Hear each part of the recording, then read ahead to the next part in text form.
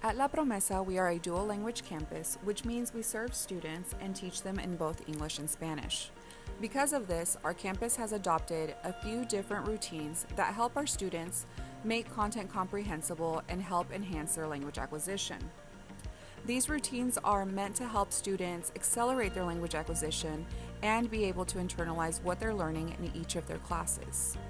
These routines are used in all courses, including electives.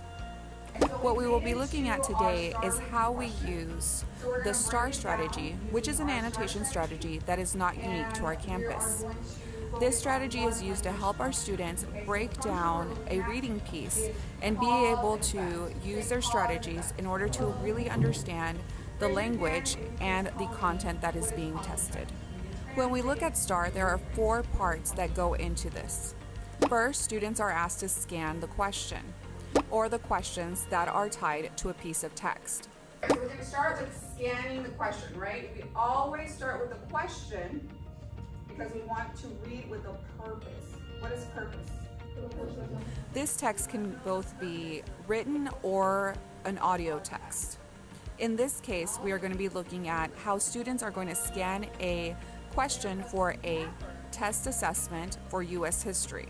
Students will look at the question, break it down by finding keywords, and reword it either in their native language or rephrasing it in the target language, which in this case is English. The next step is usually to target the text. Because this is a U.S. history class, we know that the text is going to be informational, which has already been covered in the past, so this step will not be shown in this practice. The third step is to annotate, which is the big piece that our students struggle with at times. They struggle differentiating between what are the most important pieces versus the least important. There was never the least attention paid to what was cut up for sausage. I'm going to stop there. Think. Any key words you notice in that first section? Least attention. Okay. Any words before that pop up? Never. Never. There was never what? What is the least? Minimum. Like most minimum, right? So no attention, right? No attention to what was cut up for what? Sausage. Do we know what sausage is? No. Ooh, no. Can somebody say what sausage is? There we go, salchicha. So we never paid attention to what was in the sausage, salchicha. Perfect. Because most of the students at our campus are emergent bilingual students, it is very difficult at times to be able to differentiate what words are necessary in order to build meaning. This is why we take time to help students understand that if they understand most of the key words, they're able to build meaning without the need to translate every single word in a text. This is one of the great benefits of the annotation. With the annotation strategy, it's very important that teachers take the time to model.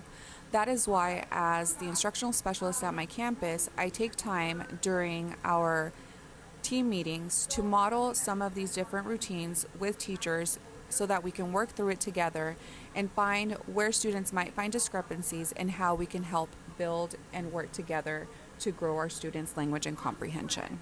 In this video, we are going to see an example of a social studies group looking at one of these test questions, breaking it down, and getting to the response piece. Once we get to that last piece in the STAR strategy, students are asked to respond by using process of elimination. Again, the annotation comes in because we ask students to look at the keywords in each question to help narrow down what would be the best answer. We are going to use process of elimination to find the best answer, okay? Remember, think of those key words we just talked about, okay?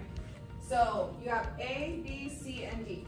With your partner, talk about, I think blank should be eliminated because, blank should also be eliminated because, and then once we eliminate the 2 that are the least possible, then we'll go into what might be the answer. For our ESL or EB students, we've seen that going through these steps really helps them slow down, think about what they're reading, really focus in on key vocabulary, and have a better chance of having success when they are taking these assessments.